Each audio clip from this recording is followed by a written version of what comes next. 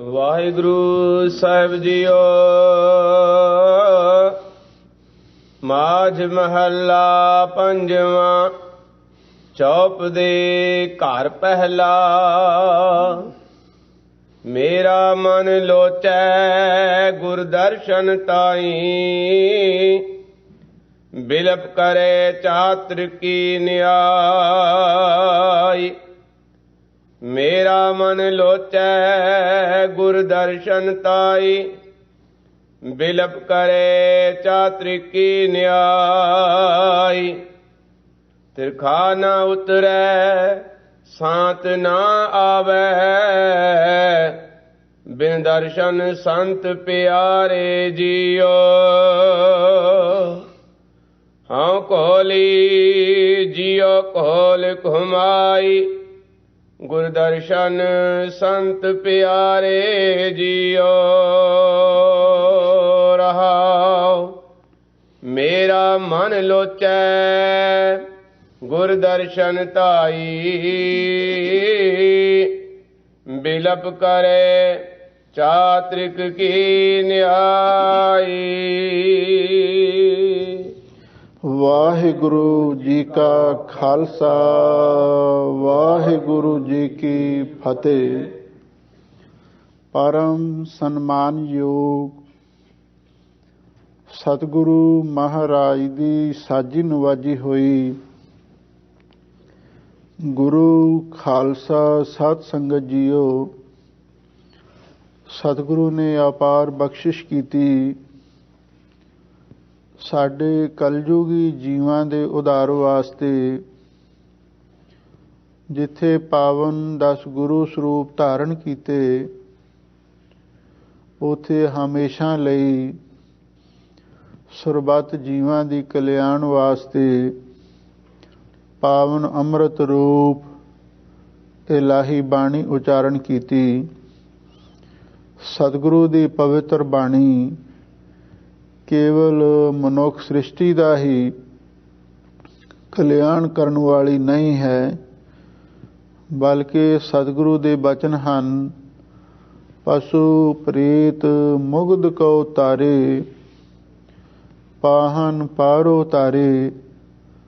ਨਾਨਕ ਦਾਸ ਤੇਰੀ ਸਰਣਾਈ। ਸਦਾ ਸਦਾ ਬਲਿਹਾਰੇ।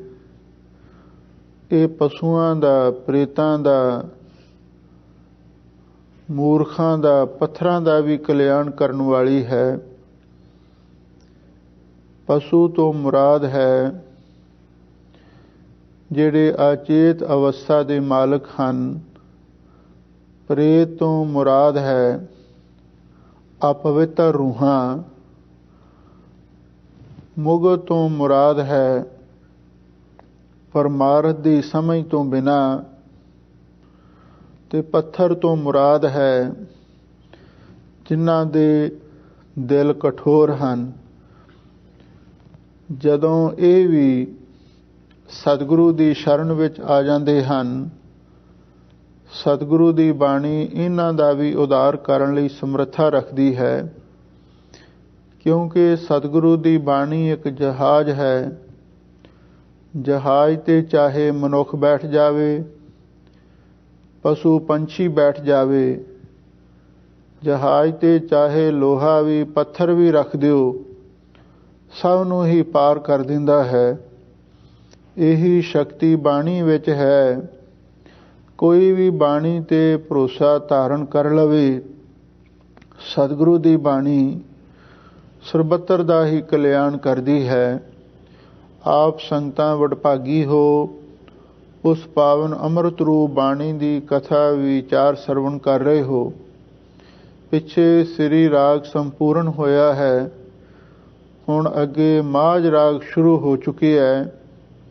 ਪਹਿਲਾਂ 7 ਚੌਪ ਦੇ ਸ਼ਬਦ ਧੰਨ ਗੁਰੂ ਰਾਮਦਾਸ ਮਹਾਰਾਜ ਦੇ ਸੰਪੂਰਨ ਹੋਏ ਹਨ। ਹੁਣ ਅੱਗੇ 5ਵੇਂ ਗੁਰਦੇਵ ਬਾਣੀ ਕੇ ਬੋਹਿਤ ਧੰਨ ਗੁਰੂ ਅਰਜਨ ਦੇਵ ਮਹਾਰਾਜ ਦੀ ਪਵਿੱਤਰ ਬਾਣੀ ਆਰੰਭ ਹੋ ਰਹੀ ਹੈ। ਆਰੰਭ ਦੇ ਵਿੱਚ ਸਤਿਗੁਰੂ ਨੇ ਹੈਡਿੰਗ ਲਿਖਿਆ ਹੈ, ਮਾਝ ਮਹੱਲਾ ਪੰਜਵਾਂ, ਚੌਪ ਦੇ ਘਰ ਪਹਿਲਾ। ਮਾਝ ਰਾਗ ਦੇ ਅੰਦਰ ਪੰਜਵੇਂ ਪਾਤਸ਼ਾਹ ਗੁਰੂ ਅਰਜਨ ਦੇਵ ਮਹਾਰਾਜ ਚੌਪ ਦੇ 4-4 ਪੌੜੀਆਂ ਵਾਲੇ ਸ਼ਬਦ ਉਚਾਰਨ ਕਰ ਰਹੇ ਹਨ। ਕਰ ਪਹਿਲਾ ਇਹਨਾਂ ਨੂੰ ਪਹਿਲੇ ਕਾਰ ਸੁਰਤਾਲ ਦੇ ਵਿੱਚ ਗਾਇਆ ਗਿਆ ਹੈ। ਇਹ ਪਵਿੱਤਰ ਸ਼ਬਦ ਜਿਸ ਦੀ ਵਿਚਾਰ ਆਪ ਸੰਗਤਾਂ ਨੇ ਸਰਵਣ ਕਰਨੀ ਹੈ। ਇਤਿਹਾਸਕ ਪੱਖ ਤੋਂ ਇਸ ਸ਼ਬਦ ਦੀ ਉਥਾਨਕਾ ਮਹਾਂਪੁਰਖੇ ਦੱਸਦੇ ਸਨ। ਧੰਨ ਗੁਰੂ ਰਾਮਦਾਸ ਮਹਾਰਾਜ ਸੱਚੇ ਪਾਤਸ਼ਾਹ ਦੇ ਵੱਡੇ ਭਰਾਤਾ ਭਾਈ ਸਹਾਰੀ ਮਲ ਜੀ ਸਨ। ਉਹਨਾਂ ਦੇ ਪੁੱਤਰ ਦਾ ਵਿਵਾਹ ਸੀ। ਉਹਨਾਂ ਧੰਨ ਗੁਰੂ ਰਾਮਦਾਸ ਮਹਾਰਾਜ ਦੇ ਚਰਨਾਂ ਵਿੱਚ ਆ ਕੇ ਬੇਨਤੀ ਕੀਤੀ, ਮਹਾਰਾਜ ਤੁਹਾਡੇ ਭਤੀਜੇ ਦਾ ਵਿਆਹ ਹੈ ਤੇ ਕਿਰਪਾ ਕਰੋ ਉਸ ਵਿਆਹ ਦੇ ਵਿੱਚ ਸ਼ਮੂਲੀਅਤ ਕਰੋ। ਧੰਨ ਗੁਰੂ ਰਾਮਦਾਸ ਮਹਾਰਾਜ ਸੱਚੇ ਪਾਤਸ਼ਾਹ ਨੇ ਆਖਿਆ, ਭਾਈ ਸਹਾਰੀ ਮਲ ਜੀ ਇੱਥੇ ਬੇਅੰਤ ਸੰਗਤਾਂ ਆਉਂਦੀਆਂ ਨੇ ਤੇ ਦੂਸਰੇ ਪਾਸੇ ਸਰੋਵਰ ਦੀ ਕਾਰ ਸੇਵਾ ਵੀ ਚੱਲ ਰਹੀ ਹੈ। ਤੀਸਰੇ ਪਾਸੇ ਇੱਥੇ ਨਗਰ ਵੀ ਵਸ ਰਿਹਾ ਹੈ। ਇਸ ਲਈ ਸਾਡਾ ਜਾਣਾ ਠੀਕ ਨਹੀਂ ਹੈ। ਤੁਸੀਂ ਸਾਡੇ ਸਾਹਿਬਜ਼ਾਦੇ ਨੂੰ ਲੈ ਜਾਓ। ਭਾਈ ਸਹਾਰੀ ਜੀ ਕਹਿਣ ਲੱਗੇ, ਜਿਵੇਂ ਤੁਹਾਡੀ ਰਜ਼ਾ ਹੈ। ਤੁਸੀਂ ਆਪਣੇ ਕਿਸੇ ਪੁੱਤਰ ਨੂੰ ਭੇਜ ਦੇਵੋ। ਧੰਨ ਗੁਰੂ ਰਾਮਦਾਸ ਮਹਾਰਾਜ ਸੱਚੇ ਪਾਤਸ਼ਾਹ ਨੇ ਪਹਿਲਾਂ ਆਪਣੇ ਵੱਡੇ ਪੁੱਤਰ ਪ੍ਰਿਥੀਏ ਨੂੰ ਆਖਿਆ ਕਿ ਐ ਪ੍ਰਿਥੀ ਚੰਦ ਜੀ, ਤੁਸੀਂ ਆਪਣੇ ਤਾਇਆ ਜੀ ਨਾਲ ਜਾਓ ਔਰ ਉੱਥੇ ਤੁਹਾਡੇ ਭਰਾਤਾ ਦਾ ਵਿਆਹ ਹੈ, ਤੁਸੀਂ ਉਹਦੇ ਵਿੱਚ ਸ਼ਾਮਲ ਹੋਵੋ। ਪ੍ਰਿਥੀਆ ਬੜਾ ਨੀਤੀਵਾਨ ਸੀ। ਉਹਨੇ ਸਿੱਧਾ ਤੇ ਜਵਾਬ ਨਹੀਂ ਦਿੱਤਾ। ਕਹਿਣ ਲੱਗਾ, ਮਹਾਰਾਜ ਇੱਥੇ ਕਿੰਨੀਆਂ ਸੰਗਤਾਂ ਆਉਂਦੀਆਂ ਨੇ, ਉਹਨਾਂ ਦੀ ਰਿਹਾਇਸ਼ ਦਾ ਲੰਗਰ ਦਾ ਇੰਤਜ਼ਾਮ ਕਰਨਾ ਮੇਰੇ ਸਿਰ ਤੇ ਬਹੁਤ ਵੱਡੀ ਜ਼ਿੰਮੇਵਾਰੀ ਹੈ। ਇਸ ਲਈ ਕਿਰਪਾ ਕਰੋ, ਤੁਸੀਂ ਮੈਨੂੰ ਨਾ ਭੇਜੋ, ਕਿਸੇ ਹੋਰ ਨੂੰ ਭੇਜ ਦੇਵੋ। ਸਤਿਗੁਰੂ ਨੇ ਦੂਸਰੇ ਪੁੱਤਰ ਮਹਾਦੇਵ ਜੀ ਨੂੰ ਆਖਿਆ ਕਿ ਤੁਸੀਂ ਆਪਣੇ ਤਾਇਆ ਜੀ ਨਾਲ ਜਾਓ। ਤਾਂ ਉਹਨਾਂ ਨੇ ਵੀ ਬੇਪਰਵਾਹੀ ਵਿੱਚ ਆਖਿਆ ਕਿ ਅਸੀਂ ਵੀ ਨਹੀਂ ਜਾ ਸਕਦੇ। ਧੰਨ ਗੁਰੂ ਅਰਜਨ ਦੇਵ ਮਹਾਰਾਜ ਸੱਚੇ ਪਾਤਸ਼ਾਹ ਸਭ ਤੋਂ ਛੋਟੇ ਸਨ ਔਰ ਇਹਨਾਂ ਦੀ ਪਰਖ ਦੀ ਘੜੀ ਆ ਗਈ। ਗੁਰੂ ਰਾਮਦਾਸ ਮਹਾਰਾਜ ਨੇ ਆਪਣੇ ਛੋਟੇ ਸਪੁੱਤਰ ਗੁਰੂ ਅਰਜਨ ਦੇਵ ਮਹਾਰਾਜ ਨੂੰ ਆਖਿਆ ਵੀ ਹੁਣ ਤੁਸੀਂ ਜਾਓ, ਆਪਣੇ ਤਾਇਆ ਜੀ ਨਾਲ ਵਿਆਹ ਵਿੱਚ ਸ਼ਾਮਲ ਹੋਵੋ ਤੇ ਨਾਲ ਹੀ ਇਹ ਬਚਨ ਆਖਿਆ, ਸਾਡੇ ਸੱਦੇ ਬਿਨਾਂ, ਸਾਡੇ ਬੁਲਾਏ ਬਿਨਾਂ ਤੁਸੀਂ ਇੱਥੇ ਨਹੀਂ ਆਉਣਾ। ਗੁਰੂ ਅਰਜਨ ਦੇਵ ਮਹਾਰਾਜ ਸੱਚੇ ਪਾਤਸ਼ਾਹ ਦਾ ਇਹ ਇੱਕ ਅਸੂਲ ਸੀ। ਉਹ ਆਪਣੇ ਪਿਤਾ ਸਤਿਗੁਰੂ ਦੀ ਆਗਿਆ ਕਦੇ ਵੀ ਨਹੀਂ ਸਨ ਮੋੜ ਸਕਦੇ।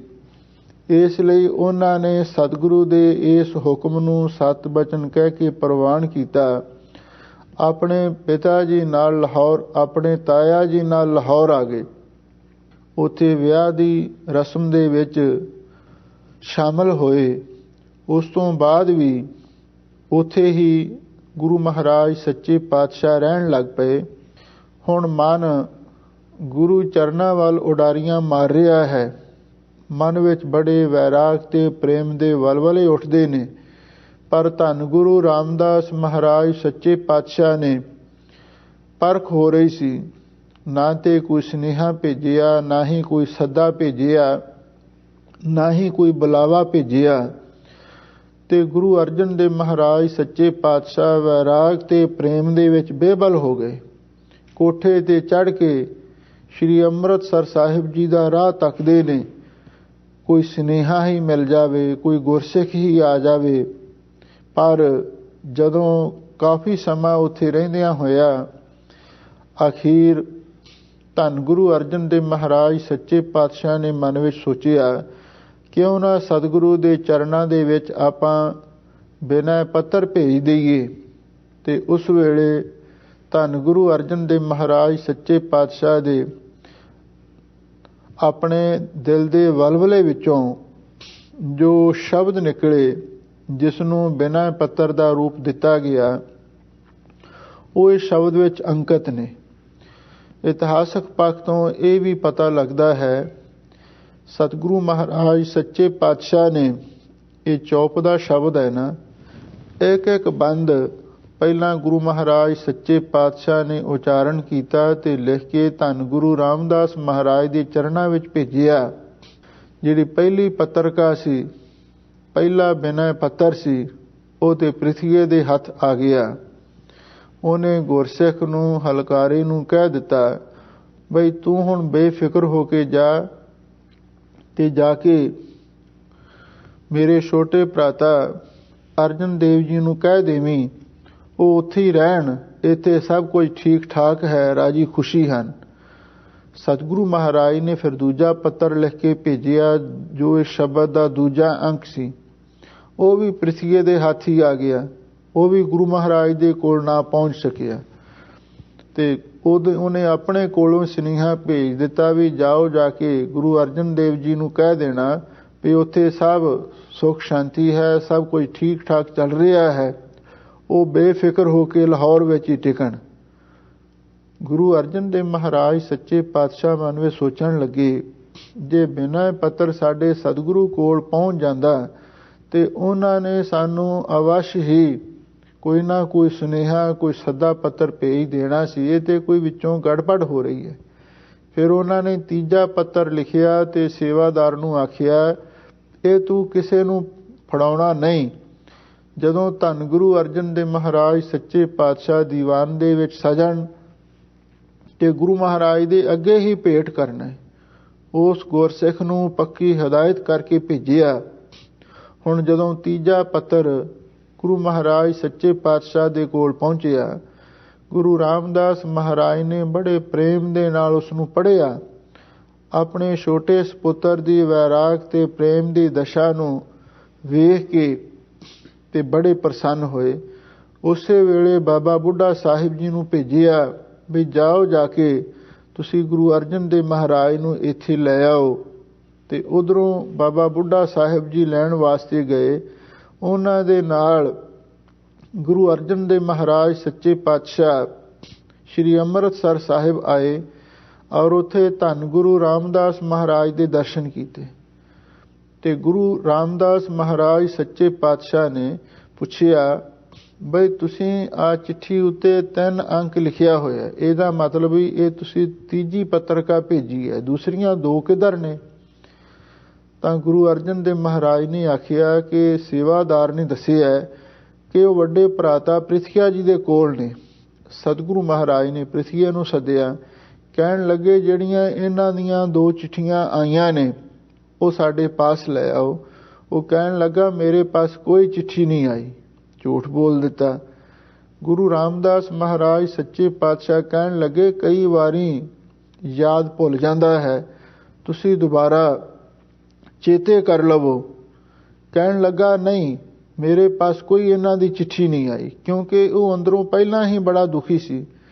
ਉਹ ਚਾਹੁੰਦਾ ਇਹ ਸੀ ਵੀ ਗੁਰਤਾ ਗੱਦੀ ਮੈਨੂੰ ਮਿਲੇ, ਪਰ ਉਸਨੇ ਆਪਣੇ ਪਿਤਾ ਸਤਿਗੁਰੂ ਦਾ ਤੇ ਸੰਗਤਾਂ ਦਾ ਝੁਕਾਅ ਗੁਰੂ ਅਰਜਨ ਦੇਵ ਮਹਾਰਾਜ ਸੱਚੇ ਪਾਤਸ਼ਾਹ ਵੱਲ ਤੱਕ ਕੇ ਤੇ ਬੜੀ ਉਸਨੇ ਈਰਖਾ ਕਰਨੀ ਸ਼ੁਰੂ ਕਰ ਦਿੱਤੀ। ਅਖੀਰ ਗੁਰੂ ਰਾਮਦਾਸ ਮਹਾਰਾਜ ਦੇ ਨਾਲ ਵੀ ਝਗੜਾ ਕਰਨ ਤੇ ਉਤਰਿਆ।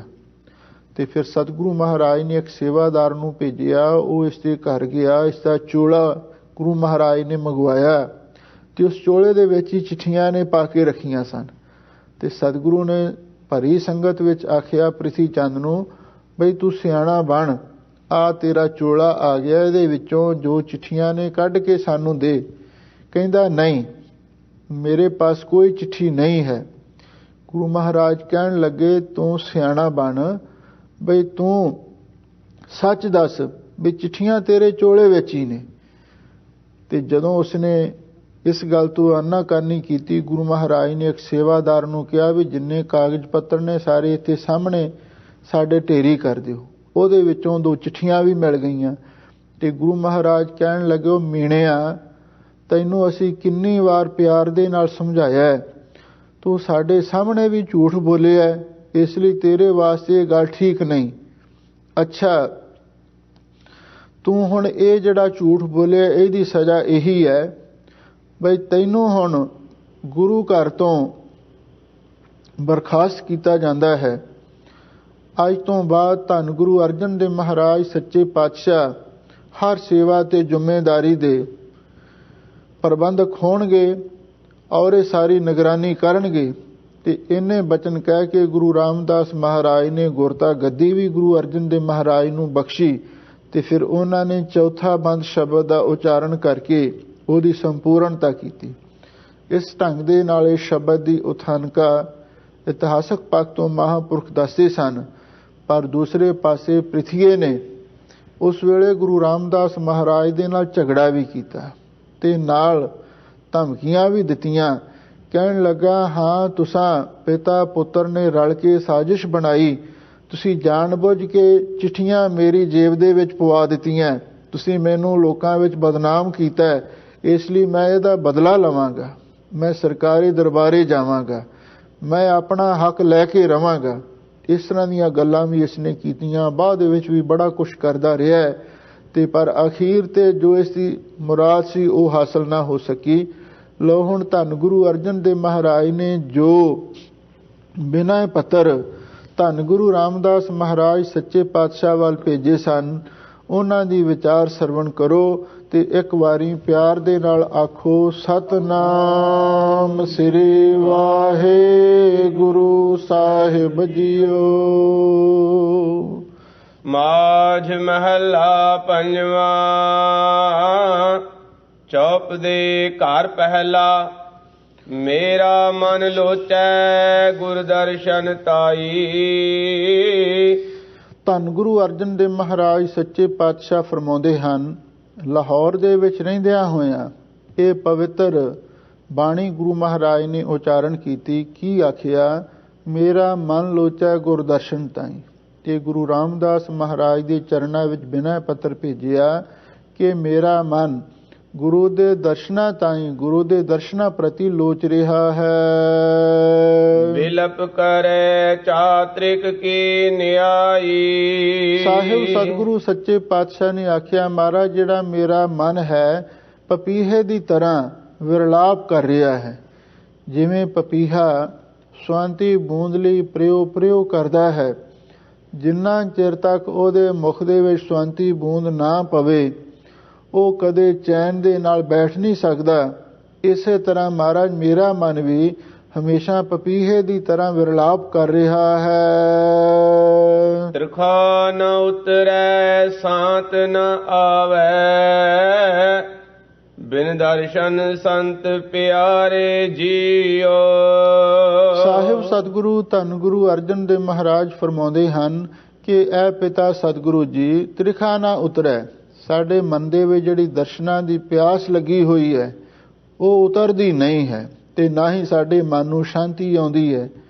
ਬਿਨ ਦਰਸ਼ਨ ਸੰਤ ਪਿਆਰੇ ਜੀਓ।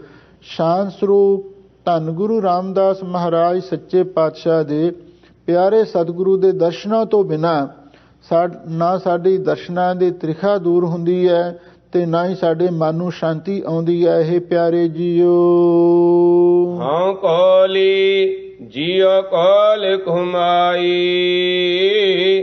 ਗੁਰ ਦਰਸ਼ਨ ਸੰਤ ਪਿਆਰੇ ਜੀਓ।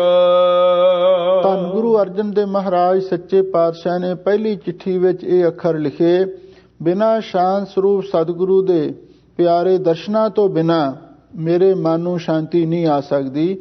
ਇਸ ਲਈ ਮੈਂ ਆਪਣੇ ਸ਼ਾਂਤ ਸਰੂਪ ਪਿਆਰੇ ਸਤਿਗੁਰੂ ਮਹਾਰਾਜ ਸੱਚੇ ਪਾਤਸ਼ਾਹ ਦੇ ਦਰਸ਼ਨਾਂ ਤੋਂ ਮਨ ਕਰਕੇ ਵੀ ਕੁਰਬਾਨ ਜਾਨਾ ਹਾਂ, ਬਾਣੀ ਕਰਕੇ ਵੀ ਕੁਰਬਾਨ ਜਾਨਾ ਹਾਂ ਤੇ ਸਰੀਰ ਕਰਕੇ ਵੀ ਮੈਂ ਸਤਿਗੁਰੂ ਤੋਂ ਵਾਰਨੇ ਬਲਿਹਾਰਨੇ ਜਾਨਾ ਹਾਂ। ਹਾਂ ਕੋਲੀ ਜੀਓ ਕੋਲ ਕਮਾਈ, ਅਥਵਾ ਮੈਂ ਸਤਿਗੁਰੂ ਤੋਂ ਕੋਲੀ ਦਾ ਅਰਥ ਕੁਰਬਾਨ ਜਾਨਾ ਹਾਂ ਤੇ ਜੀਓ ਕੋਲ ਕਮਾਈ, ਆਪਣੀ ਜਿੰਦ ਜਾਨ ਵੀ ਗੁਰੂ ਤੋਂ ਕੁਰਬਾਨ ਕਰਨ ਲਈ ਤਿਆਰ ਹਾਂ। ਹਾਂ ਜੇ ਮੈਨੂੰ ਸਤਿਗੁਰੂ ਦੇ ਦਰਸ਼ਨ ਹੋ ਜਾਣ ਤੇ ਮੈਂ ਆਪਣਾ ਤਨ ਮਨ ਤਨ ਜਿੰਦ ਸਾਰੀ ਹੀ ਸਤਿਗੁਰੂ ਤੋਂ ਵਾਰ ਦੇਵਾਂ। ਰਹਾਉ ਤੇਰਾ ਮੁਖ ਸੁਹਾਵਾ ਜੀਓ ਸਹਿਜ ਧੁਨ ਬਾਣੀ।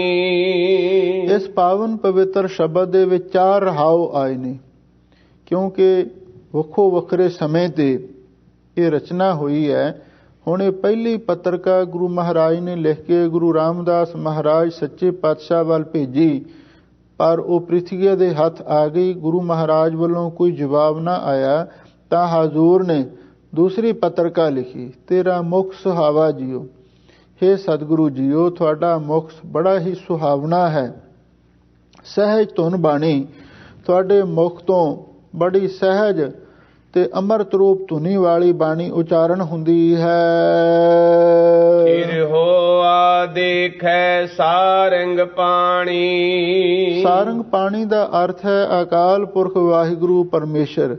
ਇਹ ਪਰਮੇਸ਼ਰ ਰੂਪ ਸਤਿਗੁਰੂ ਜੀਓ, ਹੁਣ ਤੁਹਾਡਾ ਦਰਸ਼ਨ ਦੇਖਿਆ ਬਹੁਤ ਚਿਰ ਹੋ ਗਿਆ, ਬਹੁਤ ਲੰਬਾ ਸਮਾਂ ਬੀਤ ਗਿਆ ਹੈ। ਧਨ ਸੁਦੇਸ ਜਹਾਂ ਤੂੰ ਵਸਿਆ, ਮੇਰੇ ਸਾਜਣ ਮੀਤ ਮੁਰਾਰੇ ਜੀਓ। ਸਾਹਿਬ ਸਤਿਗੁਰੂ ਸੱਚੇ ਪਾਤਸ਼ਾਹ ਫਰਮਾਉਂਦੇ ਨੇ, ਧਨ ਹੈ ਉਹ ਦੇਸ਼ ਸ਼੍ਰੀ ਅੰਮ੍ਰਿਤਸਰ ਸਾਹਿਬ ਜੀ ਦੀ ਧਰਤੀ ਜਿੱਥੇ ਤੁਸੀਂ ਵਸੇ ਹੋਏ ਹੋ। ਮੇਰੇ ਸੱਜਣ ਮੀਤ ਮੁਰਾਰੇ ਜੀਓ, ਮੇਰੇ ਸੱਜਣ ਇਸ ਦੁਨੀਆ ਦੇ ਮਿੱਤਰ ਤੇ ਪਰਲੋਕ ਦੇ ਵੀ ਮਦਦਗਾਰ। हे ਪਰਮੇਸ਼ਰ ਰੂਪ ਸਤਿਗੁਰੂ ਜੀਓ, ਤੁਸੀਂ ਕਿਰਪਾ ਕਰੋ, ਮੈਨੂੰ ਦਰਸ਼ਨ ਦਿਦਾਰਿਆਂ ਦਾ ਸੁਭਾਗ ਬਖਸ਼ੋ। ਹਉ ਕੋਲ ਘੁਮਾਈ, ਗੁਰ ਸੱਜਣ ਮੀਤ ਮੁਰਾਰੇ ਜੀਓ। ਸਾਹਿਬ ਸਤਿਗੁਰੂ ਸੱਚੇ ਪਾਤਸ਼ਾਹ ਫਰਮਾਉਂਦੇ ਨੇ, ਮੈਂ ਮਨ ਕਰਕੇ, ਤਨ ਕਰਕੇ, ਬਾਣੀ ਕਰਕੇ ਆਪ ਜੀ ਤੋਂ ਕੁਰਬਾਨ ਜਾਨਾ ਹਾਂ। ਗੁਰ ਸੱਜਣ ਮੀਤ ਮੁਰਾਰੇ ਜੀਓ, ਹੈ ਸਤਿਗੁਰੂ ਜੀਓ, ਤੁਸੀਂ ਸਾਡੇ ਇਸ ਲੋਕ ਦੇ ਵੀ ਸੱਜਣ ਹੋ, ਪਰਲੋਕ ਦੇ ਵੀ ਮਿੱਤਰ ਹੋ ਤੇ ਮੁਰਾਰੇ ਪਰਮੇਸ਼ਰ ਰੂਪ ਸਤਿਗੁਰੂ ਜੀਓ, ਤੇ ਤੁਸੀਂ ਕਿਰਪਾ ਕਰੋ, ਮੈਨੂੰ ਦਰਸ਼ਨ ਦੀਦਾਰੇ ਬਖਸ਼ੋ। ਰਹਾਉ ਇੱਕ ਘੜੀ ਨਾ ਮਿਲਤੇ ਤਾਂ ਕਲ ਯੁਗ ਹੋਤਾ। ਇਹ ਜਦੋਂ ਦੂਜੀ ਪੱਤਰਕਾ ਭੇਜੀ, ਇਹ ਵੀ ਪ੍ਰਿਥਵੀ ਦੇ ਹੱਥ ਲੱਗ ਗਈ। ਹੁਣ ਸਾਹਿਬ ਸਤਿਗੁਰੂ ਸੱਚੇ ਪਾਤਸ਼ਾਹ ਨੇ ਤੀਜੀ ਚਿੱਠੀ ਲਿਖੀ ਔਰ ਉਹਦੇ ਵਿੱਚ ਆਖਿਆ, ਇੱਕ ਘੜੀ ਨਾ ਮਿਲਤੇ ਤਾਂ ਕਲ ਯੁਗ ਹੋਤਾ ਹੈ। ਸਤਿਗੁਰੂ ਜੀਓ, ਜੇ ਘੜੀ ਪਰ ਵੀ ਤੁਹਾਡੇ ਦਰਸ਼ਨ ਨਹੀਂ ਹੁੰਦੇ ਸਨ ਤਾਂ ਸਾਡੇ ਲਈ ਤਾਂ ਕਲ ਯੁਗ ਵਰਤ ਜਾਂਦਾ ਸੀ। ਭਾਵ ਸਾਡਾ ਦਿਲ ਬਹੁਤ ਪਰੇਸ਼ਾਨ ਤੇ ਬੇਚੈਨ ਹੋ ਜਾਂਦਾ ਸੀ। ਜਦੋਂ ਆਮ ਤੌਰ ਤੇ ਕੋਈ ਲੜਾਈ ਝਗੜਾ ਹੋ ਜਾਵੇ, ਕੋਈ ਫਸਾਦ ਖੜਾ ਹੋ ਜਾਵੇ, ਆਪਾਂ ਕਹਿ ਦਿੰਦੇ ਹਾਂ ਵੀ ਹੁਣ ਕਲ ਯੁਗ ਵਰਤ ਗਿਆ।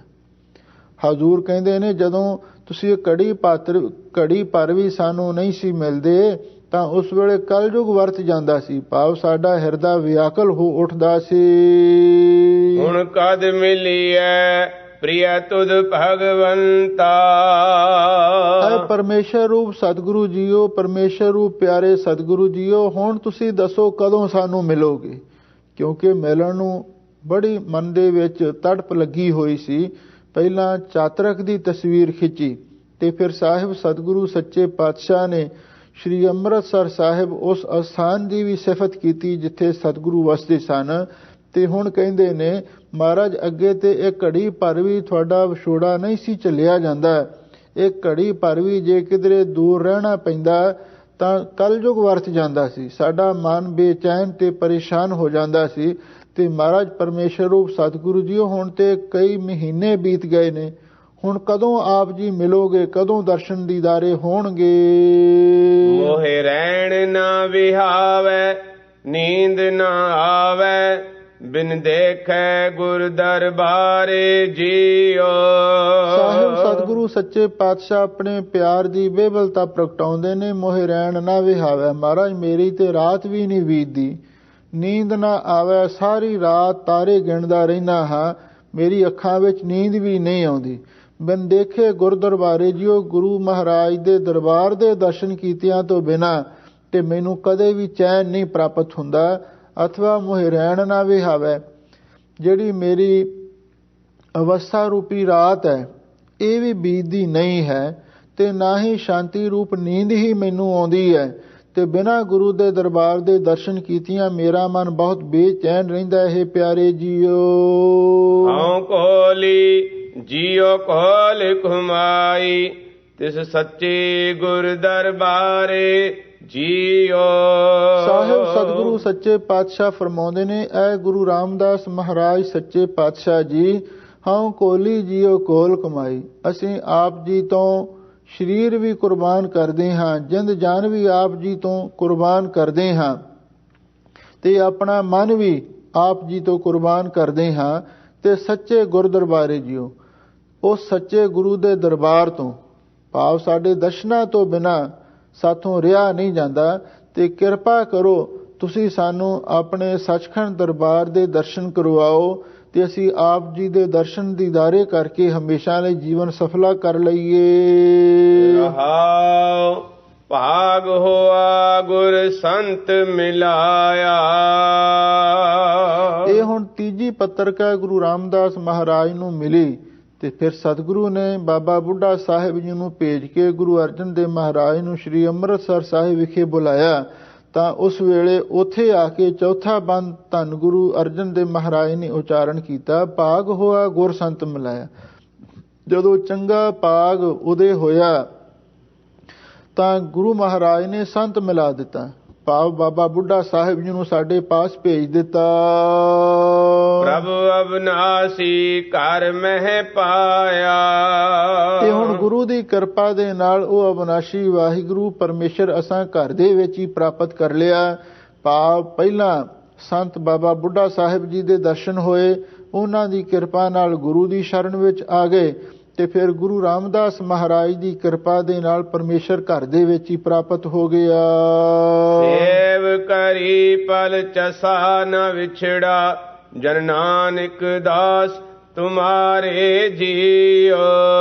ਸਾਹਿਬ ਸਤਿਗੁਰੂ ਸੱਚੇ ਪਾਤਸ਼ਾਹ ਫਰਮਾਉਂਦੇ ਨੇ, ਹੁਣ ਮੈਂ ਆਪ ਜੀ ਦੀ ਹਮੇਸ਼ਾ ਲਈ ਸੇਵਾ ਕਰਾਂਗਾ, ਇੱਕ ਚਸਾ ਤੇ ਪਲ ਭਰ ਵੀ ਨਹੀਂ ਵਿਛੜਾਂਗਾ, ਜਨ ਨਾਨਕ ਦਾਸ ਤੁਮਾਰੇ ਜੀਓ। ਇਹ ਧੰਨ ਗੁਰੂ ਰਾਮਦਾਸ ਮਹਾਰਾਜ ਸੱਚੇ ਪਾਤਸ਼ਾਹ ਜੀ, ਅਸੀਂ ਆਪ ਜੀ ਦੇ ਦਾਸ ਹਾਂ, ਤੇ ਅਸੀਂ ਆਪ ਜੀ ਦੀ ਹਮੇਸ਼ਾ ਲਈ ਸੇਵਾ ਕਰਾਂਗੇ। ਆਪ ਜੀ ਦਾ ਵਿਛੋੜਾ ਕਦੀ ਵੀ ਸਾਥੋਂ ਬਰਦਾਸ਼ਤ ਨਹੀਂ ਹੋ ਸਕਦਾ। ਹਉ ਕੋਲੀ ਜਿਉ ਕੋਲ ਘੁਮਾਈ, ਜਨ ਨਾਨਕ ਦਾਸ ਤੁਮਾਰੇ ਜੀਓ। ਸਾਹਿਬ ਸਤਿਗੁਰੂ ਸੱਚੇ ਪਾਤਸ਼ਾਹ ਫਰਮਾਉਂਦੇ ਹਨ, ਅਖੀਰਲੀ ਪੰਕਤੀ ਹੈ, ਹਉ ਕੋਲੀ ਜੀਓ ਕੋਲ ਕਮਾਏ, ਜਨ ਨਾਨਕ ਦਾਸ ਤੁਮਾਰੇ ਜੀਓ। ਇਹ ਧੰਨ ਗੁਰੂ ਰਾਮਦਾਸ ਮਹਾਰਾਜ ਸੱਚੇ ਪਾਤਸ਼ਾਹ ਜੀ, ਅਸੀਂ ਆਪ ਜੀ ਦੇ ਦਾਸ ਹਾਂ, ਭਾਵੇਂ ਹੈ ਤੇ ਗੁਰੂ ਦੇ ਸਪੁੱਤਰ ਨੇ, ਪਰ ਨਿਮਰਤਾ ਇੰਨੀ ਹੈ, ਅਸੀਂ ਮਹਾਰਾਜ ਤੁਹਾਡੇ ਦਾਸ ਹਾਂ, ਅਸੀਂ ਆਪ ਜੀ ਤੋਂ ਮਨ ਕਰਕੇ, ਬਾਣੀ ਕਰਕੇ, ਸਰੀਰ ਕਰਕੇ ਵੀ ਕੁਰਬਾਨ ਜਾਂਦੇ ਹਾਂ, ਅਥਵਾ ਰੋਮ ਰੋਮ ਕਰਕੇ ਵੀ, ਤੇ ਅਸੀਂ ਆਪ ਜੀ ਤੋਂ ਕੁਰਬਾਨ ਜਾਂਦੇ ਹਾਂ, ਤਨ ਕਰਕੇ ਵੀ ਆਪ ਜੀ ਤੋਂ ਕੁਰਬਾਨ ਜਾਂਦੇ ਹਾਂ, ਆਪਣੀ ਜਿੰਦ ਜਾਨ ਵੀ ਤੁਹਾਤੋਂ ਕੁਰਬਾਨ ਕਰਦੇ ਹਾਂ, ਤੇ ਮਹਾਰਾਜ ਅਸੀਂ ਤੁਹਾਡੇ ਦਾਸ ਹਾਂ, ਤੇ ਹਮੇਸ਼ਾ ਲਈ ਤੁਹਾਡੇ ਪਾਸ ਰਹਿ ਕੇ ਸੇਵਾ ਕਰਨੀ ਚਾਹੁੰਦੇ ਹਾਂ। ਇਸ ਤਰ੍ਹਾਂ ਇਹ ਚੌਥਾ ਬੰਦ ਉਚਾਰਨ ਕਰਕੇ ਤੇ ਚੌਥਾ ਰਹਾਉ ਗੁਰੂ ਮਹਾਰਾਜ ਨੇ ਅੰਤ ਵਿੱਚ ਲਿਖ ਕੇ ਇਸ ਸ਼ਬਦ ਦੀ ਸੰਪੂਰਨਤਾ ਕੀਤੀ। ਥੋੜ੍ਹੀ ਜਿਹੀ ਇੱਥੇ ਵਿਚਾਰ ਹੋਰ ਵੀ ਹੈ। ਕੁਝ ਜਿਹੜੇ ਅਜੋਕੇ ਨਵੇਂ ਵਿਦਵਾਨ ਨੇ, ਉਹਨਾਂ ਨੇ ਇੱਥੇ ਇਹ ਇੱਕ ਸ਼ੰਕਾ ਖੜੀ ਕਰ ਦਿੱਤੀ, ਬਈ ਧੰਨ ਗੁਰੂ ਅਰਜਨ ਦੇਵ ਮਹਾਰਾਜ ਸੱਚੇ ਪਾਤਸ਼ਾਹ ਜਦੋਂ ਗੁਰਤਾ ਗੱਦੀ ਤੇ ਨਹੀਂ ਸੀ ਬਿਰਾਜਮਾਨ ਹੋਏ, ਤੇ ਉਸ ਵੇਲੇ ਉਹਨਾਂ ਨੂੰ ਬਾਣੀ ਉਚਾਰਨ ਕਰਨ ਦਾ ਕੋਈ ਅਧਿਕਾਰ ਨਹੀਂ ਸੀ। ਔਰ ਇਹ ਜਿਹੜਾ ਸ਼ਬਦ ਹੈ ਉਥਾਨਕਾ ਦੇ ਪੱਖ ਤੋਂ ਜੇ ਲਾਹੌਰ ਦੇ ਵਿੱਚ ਉਹਨਾਂ ਨੇ ਉਚਾਰਨ ਕੀਤਾ, ਤੇ ਇਹ ਫਿਰ ਗੁਰੂ ਮਹਾਰਾਜ ਦੀ ਬਾਣੀ ਦੇ ਵਿੱਚ ਇਹਨੂੰ ਸ਼ਾਮਲ ਨਹੀਂ ਸੀ ਕੀਤਾ ਜਾ ਸਕਦਾ, ਕਿਉਂਕਿ ਸਤਿਗੁਰੂ ਗੁਰਤਾ ਦੀ ਪਦਵੀ ਤੇ ਸੁਸ਼ੋਭਤ ਨਹੀਂ ਸਨ। ਇਸ ਤਰ੍ਹਾਂ ਦੀਆਂ ਜਿਹੜੇ ਨਵੇਂ ਵਿਦਵਾਨ ਨੇ ਕਈ ਤਰ੍ਹਾਂ ਦੀਆਂ ਸ਼ੰਕਾ ਪੰਕਾ ਖੜੀਆਂ ਕਰਦੇ ਨੇ, ਪਰ ਇਹਦਾ ਉੱਤਰ ਇਹੀ ਹੈ ਵੀ ਜਿਹੜੀਆਂ 3 ਪੱਤਰਕਾਵਾਂ ਗੁਰੂ ਮਹਾਰਾਜ ਨੇ ਪਹਿਲਾਂ ਲਿਖੀਆਂ, ਉਹ ਤੇ ਜਗਿਆਸੂ ਰੂਪ ਦੇ ਵਿੱਚ ਉਚਾਰਨ ਕੀਤੀਆਂ ਸਨ। ਫਿਰ ਜਦੋਂ ਸ੍ਰੀ ਅੰਮ੍ਰਿਤਸਰ ਸਾਹਿਬ ਆ ਗਏ ਤਾਂ ਉਸ ਵੇਲੇ ਗੁਰੂ ਰਾਮਦਾਸ ਮਹਾਰਾਜ ਨੇ ਉਹਨਾਂ ਨੂੰ ਗੁਰਤਾ ਗੱਦੀ ਬਖਸ਼ਿਸ਼ ਕਰ ਦਿੱਤੀ ਸੀ। ਚੌਥਾ ਬੰਦ ਉਹਨਾਂ ਨੇ ਗੁਰਤਾ ਗੱਦੀ ਤੇ ਬਿਰਾਜਮਾਨ ਹੋ ਕੇ ਉਚਾਰਨ ਕੀਤਾ, ਤੇ ਉਹਦੇ ਵਿੱਚ ਨਾਨਕ ਨਾਮ ਦੀ ਮੋਹਰ ਲਾਈ। ਤੇ ਫਿਰ ਨਾਲ ਹੀ ਜਿਸ ਸਤਿਗੁਰੂ ਨੂੰ ਪਹਿਲਾਂ ਹੀ ਇਹ ਵਰਦਾਨ ਸੀ, ਦੋਹਿਤਾ ਬਾਣੀ ਕਾ ਬੋਹਿਤਾ, ਵੀ ਇਹਨਾਂ ਨੇ ਬਾਣੀ ਦੇ ਬੋਹਿਤ ਹੋਣਾ ਹੈ, ਤੇ ਬਾਣੀ ਦਾ ਬੋਹਿਤ ਸਾਹਿਬ ਸ੍ਰੀ ਗੁਰੂ ਗ੍ਰੰਥ ਸਾਹਿਬ ਜੀ ਤਿਆਰ ਕਰਨਾ ਹੈ, ਤੇ ਫਿਰ ਉਹਨਾਂ ਦੀ ਬਾਣੀ ਤੇ ਸ਼ੰਕਾ ਪੰਕਾ ਕਰਨੀ ਤੇ ਇਹ ਕੋਈ ਚੰਗੀ ਗੱਲ ਨਹੀਂ ਹੈ। ਹਾਂ, ਸਿਧਾਂਤਕ ਪੱਖ ਤੋਂ ਇਹ ਤੇ ਆਖਿਆ ਜਾ ਸਕਦਾ ਹੈ ਬਈ ਗੁਰੂ ਮਹਾਰਾਜ ਸੱਚੇ ਪਾਤਸ਼ਾਹ ਨੇ ਜਗਿਆਸੂ ਮੁਖ ਦੁਆਰਾ 3 ਪੌੜੀਆਂ ਵਿੱਚ ਗੁਰੂ ਦੇ ਦਰਸ਼ਨਾਂ ਦੀ ਸਿੱਖ ਪ੍ਰਗਟ ਕੀਤੀ ਹੈ ਤੇ ਚੌਥੇ ਅੰਕ ਦੇ ਵਿੱਚ ਮਿਲਾਪ ਦੀ ਗਾਥਾ ਵਰਣਨ ਕੀਤੀ ਹੈ। ਇਹਦਾ ਅਰਥ ਭਾਗ ਹੋਆ ਗੁਰ ਸੰਤ ਮਿਲਾਇਆ। ਇਤਿਹਾਸਕ ਪੱਖ ਤੋਂ ਤਾਂ ਜਦੋਂ ਚੰਗਾ ਭਾਗ ਉਦੇ ਹੋਇਆ ਤੇ ਗੁਰੂ ਨੇ ਸੰਤ ਬਾਬਾ ਬੁੱਢਾ ਸਾਹਿਬ ਜੀ ਨੂੰ ਮਿਲਾ ਦਿੱਤਾ, ਇਹੀ ਅਰਥ ਕੀਤਾ ਗਿਆ ਤੇ ਮਹਾਂਪੁਰਖ ਇਹੀ ਕਰਦੇ ਸਨ। ਪਰ ਸਿਧਾਂਤਕ ਪੱਖ ਤੋਂ ਇਹਦਾ ਅਰਥ ਇਹ ਵੀ ਬਣਦਾ ਹੈ ਭਾਗ ਹੋਆ ਗੁਰ ਸੰਤ ਮਿਲਾਇਆ। ਜਦੋਂ ਚੰਗਾ ਭਾਗ ਜਾਗਿਆ ਤੇ ਗੁਰੂ ਨੇ ਸੰਤ ਮਿਲਾ ਦਿੱਤਾ। ਉਹ ਸੰਤ ਕੌਣ ਸੀ? ਉਹ ਸੰਤ ਸੀ ਅਕਾਲ ਪੁਰਖ। ਜਿਹੜਾ ਸੰਤ ਸ਼ਬਦ ਹੈ ਇਹ ਕਲਗੀਧਰ ਪਾਤਸ਼ਾਹ ਨੇ ਅਕਾਲ ਪੁਰਖ ਦੇ ਅਰਥਾਂ ਵਿੱਚ ਵੀ ਵਰਤਿਆ ਹੈ। ਸੰਤ ਸ਼ਬਦ ਦੀ ਪਰਿਭਾਸ਼ਾ ਇਹ ਲਿਖੀ ਹੈ, ਸਮੇਂ ਅੰਤ ਪਰ ਹੋਤ ਸਹਾਈ ਤਾਂ ਤੇ ਸੰਖਿਆ ਸੰਤ ਬਤਾਈ। ਸੰਤ ਦਾ ਅਰਥ ਹੈ ਜਿਹੜਾ ਅੰਤ ਸਮੇਂ ਸਹਾਇਤਾ ਕਰੇ। ਅੰਤ ਸਮੇਂ ਸਹਾਇਤਾ ਅਕਾਲ ਪੁਰਖ ਕਰਦਾ। ਇਸ ਲਈ ਸੰਤ ਜਦੋਂ ਚੰਗਾ ਭਾਗ ਜਾਗਿਆ ਗੁਰੂ ਨੇ ਸੰਤ ਅਕਾਲ ਪੁਰਖ ਨੂੰ ਮਿਲਾ ਦਿੱਤਾ। ਅਗਲੀ ਪੰਕਤੀ ਵਿੱਚ ਸਪਸ਼ਟ ਹੋ ਗਿਆ, ਪ੍ਰਭ ਅਬਨਾਸੀ ਘਰ ਮੈਂ ਪਾਇਆ। ਉਹ ਕਿਹੜਾ ਸੰਤ ਸੀ? ਤੇ ਉਹ ਅਬਨਾਸ਼ੀ ਅਕਾਲ ਪੁਰਖ ਵਾਹਿਗੁਰੂ ਪਰਮੇਸ਼ਰ ਸੀ। ਅਸੀਂ ਉਸ ਨੂੰ ਘਰ ਦੇ ਵਿੱਚ ਪ੍ਰਾਪਤ ਕਰ ਲਿਆ। ਅਥਵਾ ਭਾਗ ਹੋਆ ਗੁਰ ਸੰਤ ਮਿਲਾਇਆ। ਗਿਆਨੀ ਹਰਬੰਸ ਸਿੰਘ ਜੀ ਟੀਕਾਕਾਰ ਨੇ ਇਹਦਾ ਅਰਥ ਇਉਂ ਵੀ ਕੀਤਾ, ਭਾਗ ਹੋਆ ਗੁਰ ਸੰਤ ਮਿਲਾਇਆ। ਜਦੋਂ ਚੰਗਾ ਭਾਗ ਉਦੇ ਹੋਇਆ ਤੇ ਗੁਰੂ ਨਾਨਕ ਸਾਹਿਬ ਜੀ ਨੇ ਤੇ ਸੰਤ ਗੁਰੂ ਰਾਮਦਾਸ ਮਹਾਰਾਜ ਨੂੰ ਮਿਲਾ ਦਿੱਤਾ। ਇਹ ਵੀ ਅਰਥ ਚਲੋ ਢੁਕਦਾ ਹੈ ਵੀ ਗੁਰੂ ਨਾਨਕ ਸਾਹਿਬ ਦੀ ਕਿਰਪਾ ਦੇ ਨਾਲ ਤੇ ਸੰਤ ਗੁਰੂ ਰਾਮਦਾਸ ਮਹਾਰਾਜ ਸੱਚੇ ਪਾਤਸ਼ਾਹ ਮਿਲ ਗਏ। ਪਰ ਜੇ ਹੁਣ ਸੋਚੀਏ ਵੀ ਗੁਰੂ ਨਾਨਕ ਤੇ ਗੁਰੂ ਰਾਮਦਾਸ ਮਹਾਰਾਜ ਦੇ ਵਿੱਚ ਤਾਂ ਫਰਕ ਹੀ ਕੋਈ ਨਹੀਂ, ਇੱਕੋ ਹੀ ਜੋਤ ਉਹਨਾਂ ਦੇ ਵਿੱਚ ਵਰਤ ਰਹੀ ਸੀ। ਇਸ ਲਈ ਗੁਰੂ ਦੀ ਕਿਰਪਾ ਨਾਲ ਗੁਰੂ ਮਿਲ ਗਿਆ, ਇਹ ਅਰਥ ਕੋਈ ਬਹੁਤਾ ਪ੍ਰਸੰਗਕ ਨਹੀਂ ਬਣਦਾ। ਹਾਂ, ਗੁਰੂ ਦੀ ਕਿਰਪਾ ਦੇ ਨਾਲ ਰੱਬ ਮਿਲ ਗਿਆ, ਇਹ ਵਧੇਰੇ ਅਰਥ ਢੁਕਦਾ ਹੈ।